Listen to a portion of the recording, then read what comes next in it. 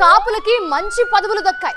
మరి తెలంగాణలో కాపుల పరిస్థితి ఏంటి అని ప్రశ్నిస్తున్నారు వద్దిరాజు రవిచంద్ర. కాపులకు కేంద్రంలో మంత్రి పదవి, ఏపీలో డిప్యూటీ సీఎం పదవి దక్కింది. తెలంగాణలో మాత్రం మంత్రి పదవి కూడా లేదన్నారు బీఆర్ఎస్ ఎంపీ వద్దిరాజు రవిచంద్ర.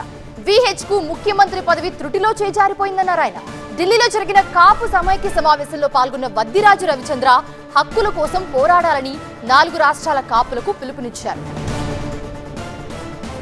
మాట్లాడితేనే ఇక్కడ దాకా వచ్చిన తెలంగాణ నుంచి, ఆంధ్రప్రదేశ్ నుంచి, పల్లెటూర్ల నుంచి, ప్రతి దగ్గర నుంచి ఇక్కడ హస్తిన ఢిల్లీ క్యాపిటల్కి వచ్చినాం. ఇక్కడ కూడా మనం నోరిప్పకపోతే, ఇక్కడ కూడా మాట్లాడకపోతే ఇక మనకేం రాదు.